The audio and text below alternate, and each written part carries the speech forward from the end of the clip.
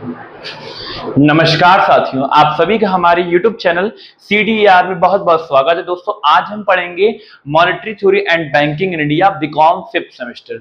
Okay दोस्तों, तो जहां तक हमने देखिए बच्चों हमने कंप्लीट किया था कोर्स को अपने, उसके आगे कंटिन्यू करेंगे।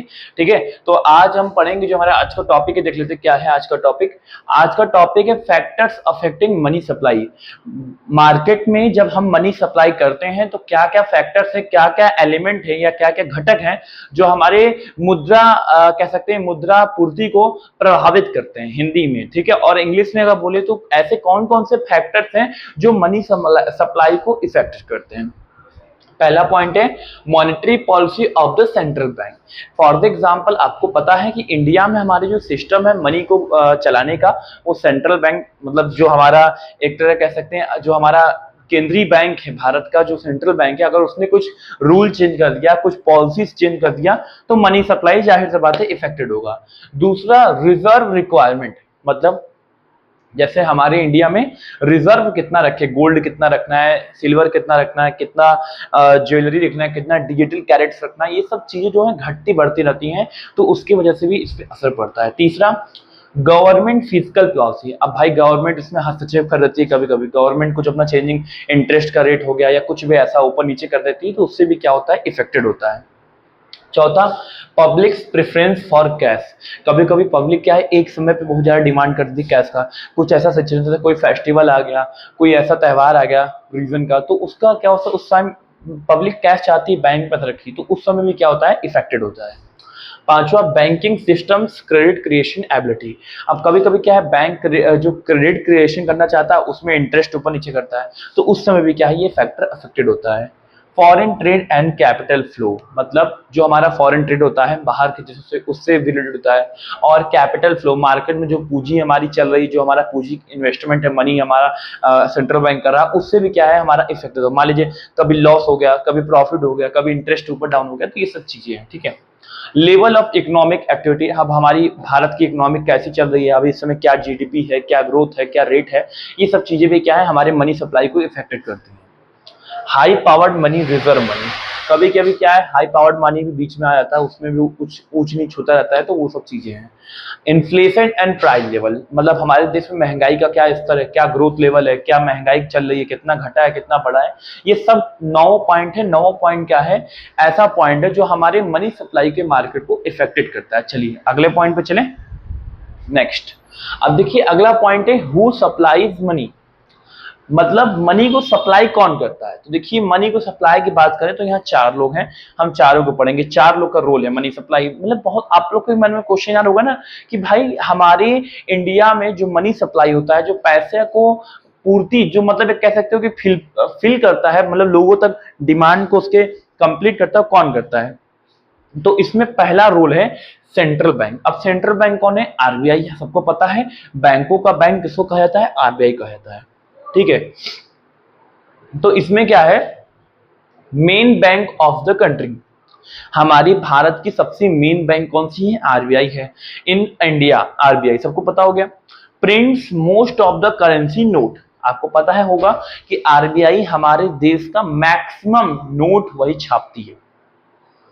नोट मतलब करेंसी, जो अब 10 का नोट, 20 का नोट, 50 का नोट, 100 का नोट, हजार को तो बंद हो गया ना, 2000 का नोट, ये सब आप जो 2000 का भी तो बंद हो गया, 500 का नोट। ठीक है, तो मैक्सिमम करेंसी जो है हमारी आरबीआई छापती है। और controls how much money will be in the market, ये कंट्रोल करती है कितना पैसा हमें मार्केट में रखना है, कितना अपने पास रिजर्व रखना है। तो ये पहला रोल किसका हो गया, सप्लाई मनी में पहला पॉइंट होगा सेंट्रल बैंक। भैया सेंट्रल बैंक कौन है, इंडिया का आरबीआई है। ये करेंसी छापता है और साथ ही साथ क्या करता है, ये कंट्रोल करता है कि कितना पैसा मार्केट में रखना है और कितना पैसा अपने पास रिजर्व रखना है। पहला रूल समझ में आ गया, आरबीआई सेंट्रल बैंक है। दूसरा कौन सप्लाई करता है, गवर्नमेंट भी है। गवर्नमेंट क्या करता है, make coins and 1 rupees note, take loan from the central bank, this also adds money in the economy.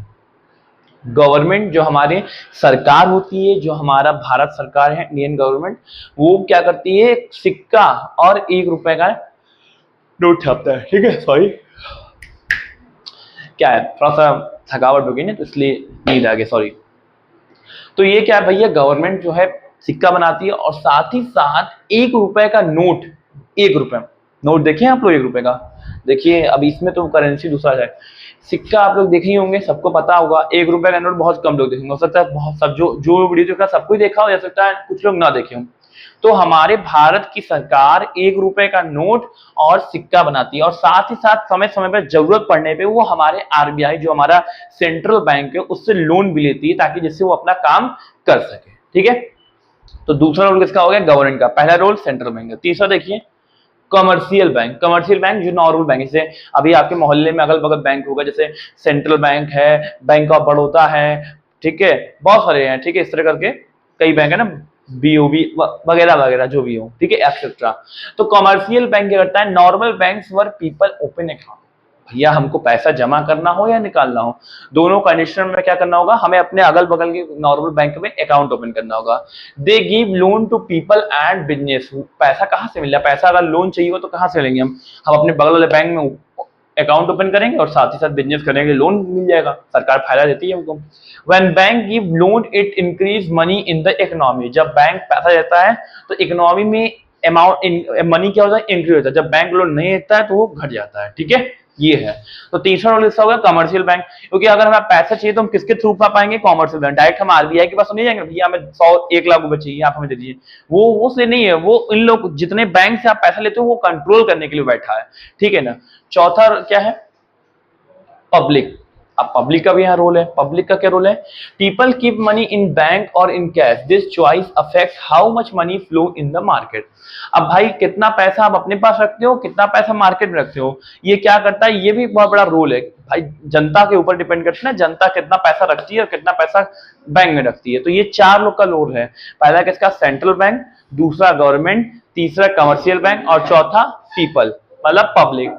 ये 4 का रोल आपको अगर पेपर में आएगा 5 नंबर का तो लिखना पड़ेगा सब में। ठीक है, चलिए अगला पॉइंट देखिए। ये हेडिंग खत्म हो गया। चलिए अभी देखिए इसमें क्या है।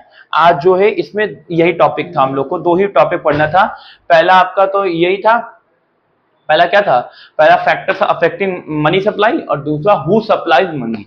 तो ये हमने आज आप जान लीजिए सेकंड चैप्टर कंप्लीट कर लिया। अब हम अगले वीडियो में मिलेंगे तो थर्ड चैप्टर पढ़ेंगे। ठीक है, और जिन्होंने फर्स्ट और सेकंड चैप्टर नहीं देखा है आज का लेकर, वो हमारे चैनल पे प्लेलिस्ट पे monetary theory and banking India एक वीडियो का प्लेलिस्ट बना हुआ है, आप उसमें लाइन से जाकर देख सकते हैं।